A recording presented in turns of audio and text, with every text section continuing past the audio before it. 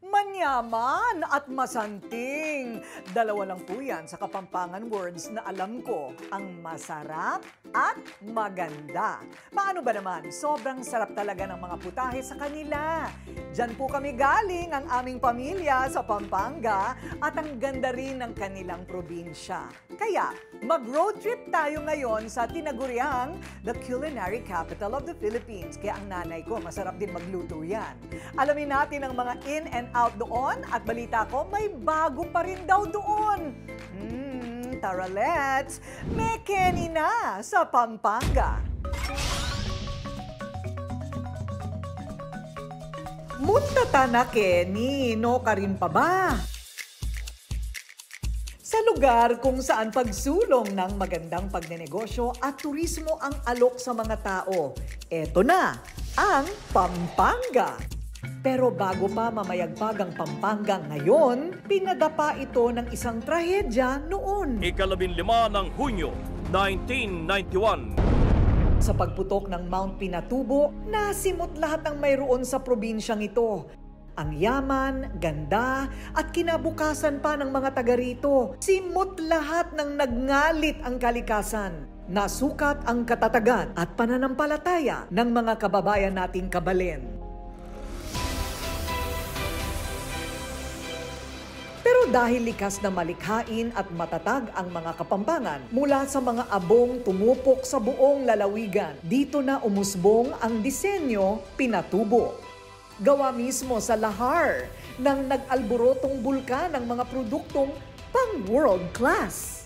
Kami, nagbibigay kasi ng product development ng DTI. So, hindi naman kami nahuhuli pagdating sa mga design dahil suportado kami ng DTI. Maingat na inaangkat ng mga trabahante rito ang lahar na kanilang naipon mula pa noong 1991 sa isang lalagyan. Imomolde sa disenyo para maging obra. Kung minsan base ang artworks nila sa hiling mismo ng customer na nagpapagawa. Naglililok rin sila ng mga santo, relo, souvenirs at marami pang iba. Nakatatak ang kasaysayan sa likod ng bawat handicraft na nagsisilbing paalala ng kanilang pagbangon at pagsisikap. Kung paano kami nag-start, ganun din katagal yung halos sa mga empleyado namin. Nasa 50% sa mga empleyado namin na kasabayan din namin. Hindi rin matatawaran ng mayaman nilang kasaysayan. 1660 nang maipatayo ang Betis Church. Pero noong 1908 tinupok umano ng apoy. Dahilan para ito'y i-restore at maibalik ang dating ganda. Dahil ang angking ganda ng simbahang ito'y naikukumpara daw sa 16th Church ng Vatican City sa Roma. Kilala rin ang Pampanga sa mga heritage houses. Preserbado pa rin at metikulosa ang pagmamantina. Dito sa Heritage District, makikita na kahit pilit inaagaw ng modernong kasalukuyan ang nakaraan, hindi maitatanggi na nasa likod ng bawat tahanan dito ang kwento at mga alaala ng kanilang mga ninuno. Pero sino nga ba ang mga nagmamay-ari ng mga pamosong tahanan na ito?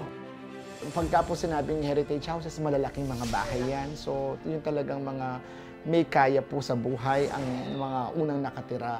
Marami po kasi sa mga heritage houses sa buong Pampanga ang hindi pa declared ng National Historical Institute. So, ang nangyayari po kung hindi po natin ito mapapreserba, ang mga ito, mawawala na yung mga tangible proofs and evidences of our very historic past. Kapag mga Kapampangan na ang pinag-uusapan, siguradong iisa ang agad papasok sa inyong mga isipan, ang masasarap na putaheng kanilang niluluto. This dates back sa Spanish era, noong mga panahon ng Kastila na ang halos lahat o karamihan sa kanilang kinukuhang mga main cooks or chefs ng mga ilustrado ng mga panahon na yon ay mga Kapampangan. And that cascaded up to the present. So hanggang ngayon yung tradisyon ng mga Kapampangan sa pagluluto ay ramdam at nalalasahan pa rin natin hanggang ngayon. Nandito tayo ngayon sa Lola Ima kung saan ipapatikim ko sa inyo ang tunay na sarap ng pagkain Kapampangan. Tara, mangantana! Ang recipe ng sisig ay nagpasalin-salin na sa 3 henerasyon. Siyempre, nandyan din ang berenghe na paborito ng mga nakatatanda dito. Ang tamales ay all-time favorite din ng mga taga rito mula noon hanggang ngayon. Sa ating food adventure, hindi dapat palagpasin ang iba pa nilang ipinagmamalaking Kapampangan delicacy. Saan pa ba kundi sa isang merienda house dito sa San Fernando, Pampanga? Kitang-kita naman ang ebidensya, blockbuster pa rin ang pila dito sa sikat na sikat nilang cheese bread at Spanish bread. It's judgment time. Ipatikim natin sa madlang people. Sobrang sarap talaga ng tinapay ng LBS, kaya lagi akong bumabalik dito. Sobrang sarap po talaga. Manyaman na rin tinapay doon. O ang sarap, di ba? Pero hindi lang mga pagkaing popular noon ang bumibida sa Pampanga dahil ngayon, isang sikat din na resto na naghahain ng makabagong panlasa na aming pinuntahan, ang Apag Marangle. Ang leche flan nila gawa sa gatas ng kalabaw pero hindi malansa. Ang empanada, sisig ang palaman o di ba bongga, ang kamaron nila o mga piniritong crickets, drizzled with chili and garlic. Combination ng old and new naman ang pina-experience sa amin ng John's Restaurant. Lumang venue pero bagong style and execution ng mga pagkain dito. Agawan ng noon at ngayon. At nag-aagawan na nga ang moderno sa luma. Tulad na lamang nitong paraan ng pagkain ng mga Kapampangan. Itong John Studio sa Guagua, Pampanga ay mukhang moderno sa labas lang ng kanilang tahanan mismo. Pero huwag magkakamali, may mga bagay na tradisyonal na kailanman hindi maaaring baguhin sa lutong Kapampangan. Tikman natin. Mismong may-ari pang nagluto para sa amin. So John, mukha lang siyang moderno, pero sa totoo lang, sinauna ang mga recipe mo na Kapampangan. Oo. Okay? So ano ang sa favorite mo na sinaunang recipe na gawa ni John?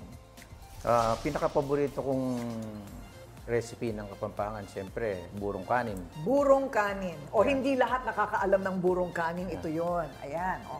Ano ang burong kanin? Sige nga, paki-explain. Yung burong kanin is gawa siya sa, of course, kanin na pinerment siya ng mga 3 to 4 days. 3 to 4 days talaga yan? Yes. O, 3 to 4 days. Tapos, iginisa siya sa bawang, sibuyas. Okay. Pero yung sa akin, mayroon siyang konting twist. So, mayroon siyang bamboo shoots. Ipinatikim din sa amin kanilang famous nilaga. Bawat higop ng sabaw, talagang mapapawaw. Ang sarap!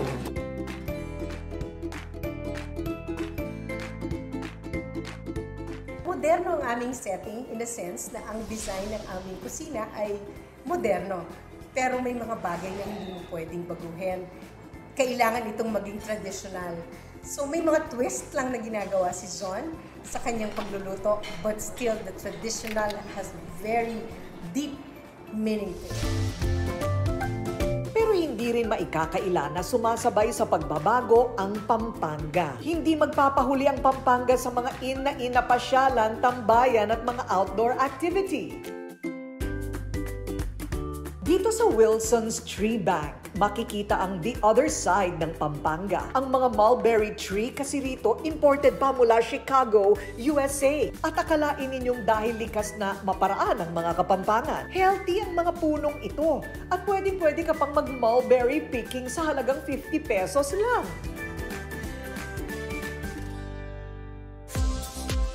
Kung gabihin ka naman with your barkada, pwede rin ang date night dito. Romantic setup with wine. Hindi mo isiping nasa probinsya ka dahil lakas makasosyal, di ba? At habang umiinom kayo ng wine with friends, ang preskong hangin na wala sa Maynila ang magpapakalma sa iyo para stress-free. Kasabay ng pagpepreserba ng tradisyon ng mga Kapampangan ay ang oportunidad ng pag-unlad, modernisasyon at pagbabago. Ang pag-asenso sa iba't ibang larangan. Yan ang hatid ng Mega World, ang kumpanyang nagmamalasakit para mapaganda ang isang lugar at makatulong sa mga residente na magkaroon ng hanap buhay pa. Ito na ang progresibong Pampanga.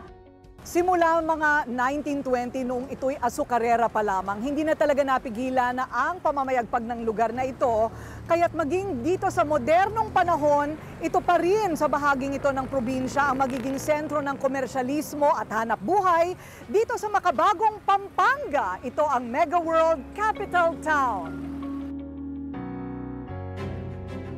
The architecture netong area na to, para siyang Rodeo Drive. Tulad ni Eugene Lozano, na parte ng proyektong ito ng Mega World sa Pampanga, isa ring proud kabalen. Ang kanyang pamilya ay tubong Guagua City. Tandang-tanda pa niya ang pinangahawakan pa rin niyang mga tradisyon ng Kapampangan mula sa kanyang kabataan. Pero dahil sa kanyang karanasan, sa unti-unting pag-agaw ng banyagang kultura sa mismong mga pinsan niya na mga OFW, siya rin ang unang nagsabing hindi maaring mahuli sa tulin ng mundo ang kanyang probinsya. Grabe Eugene, sobrang aggressive ng Mega World. Nasaan na ba kayo? Luzon, Visayas, and Mindanao na po sila sa kanilang township project. So meron kayo sa Mindanao? We have in Mindanao, meron din kami sa Visayas, we have in Luzon. Okay. But this is the first time na gagawin namin to sa north of Luzon. Yung Outside konsepto na Metro Manila. Outside Ang Metro swerte Manila. naman ng Pampanga, magmo-modernize na sila. Galing kami ng Bacolod, galing na rin kami ng, ang ganda sa Bacolod nagligid-ligid kami doon ni Harold Geronimo. Ngayon naman, nandito tayo sa project nila dito sa Capital Town, Pampanga. Wala nga raw ibang gusto ang Mega World kundi makatulong sa mga kabalen. Libo-libo ang nag-aabang ng trabaho. Nakasentro rin ang proyekto sa BPO industry. Bukod pa rito, target ng kumpanya na wag nang lumabas pa sa Pampanga ang mga taga rito para lang sa trabaho. Dahil sa proyektong ito, hindi na kinakailangan pang lumuwas ng Maynila ng mga Kapampangan o mga ibang bansa para sa magandang oportunidad. Ito na ang magiging sentro ng modernisasyon ng life in Pampanga. Why Capital Town ang tawag? Okay, Capital Town kasi capital, we wanted to emphasize San Fernando, Pampanga, being the capital. Which it really is. Yes, it is. Ayun. Tsaka ito na ngayon ang sentro ng Yes. modernization. At ang konsepto nito ay para din sa Iloilo and Bacolod Uy, memorize ko na live, work, and play. Yes. Bakit live, work, and play? Okay, so dito... Saan dyan yung live? Saan yung live? Yung live natin, ito yung residential condominium offering namin. We have the Bryant Park Place and then the Chelsea Park Place and the Bryant Park Lane. Mga condo unit. Mga condo units. Okay. And then for the work, more than half of the entire development, we intended to do BPO. So we have the offices right here. Wow. So sa gitna, if you notice, may open area kami, may rainwater park, and then a big park. Ang galing naman, so working, pero may nature pa rin sa gitna. Yes. Tapos may play pa tayo dito. Dito mag-start. Ito yung mall, which is inspired by the old Paso Deco Sugar Mill, all the way to the commercial district. Ito na, mga movie houses, Yes, movie house, sinihan, restaurant, Yes. mga bilihan, kung ano-ano. So talagang, wow, ang laki. Ilang ektarya yan? This is 35.6 hectares. Wow, okay. So sa ngayon pa lang, balita ko yung profile talaga ng mga bumibili, halimbawa condo units ay mga yuppies? Actually, surprisingly ngayon, nasa younger millennial to Gen Z na yung interest because they're the ones excited for the new phase of a new lifestyle here in Pampanga. Ayaw na nila umalis. Bata yung bumibili ng condo namin. Correct. We're talking about 25 to 30 years old. Yes, that's our vision, to provide trabaho dito para at least hindi na, yung opportunity meron na dito sa Pampanga para hindi na maging option yung lumayo pa sa pamilya. Correct. And that's the vision of Chairman Andrew Tan and our team to really provide opportunities in Pampanga. Sa loob lang daw ng 5 taon, inaasahang mabubuo na ang Capital Town. May mga residential condominiums, may plano ring mga mall at mga museo, at marami pang iba. Wow, Eugene, I can't imagine. After 5 years, talagang super dami ng tao siguro dito at pinagkakaguluhan na ang inyong live, work, and play na konsepto, hindi ba? Bahagi ng advokasya ng Mega World na ingatan at pahalagahan ang yaman at kasaysayan ng bawat probinsya na kanilang kinaroroonan. Dito sa Pampanga, ang chimney na ito na mula pa 1920 ay nakatayo pa rin sa lugar na hindi pa rin inaalis. Simbolo kasi ito ng makulay nilang nakaraan. Gayunpaman, hindi na mapipigilan ang progresibong bukas na nakaabang para sa mga kababayan nating Kapampangan. Dahil ang pag-unlad ng Pampanga ay nakatadhana na, biyaya ng may kapal matapos ang kanilang matinding mga pagsubok. Kaya mula noon hanggang ngayon, basta Kapampangan, matibila na anuman.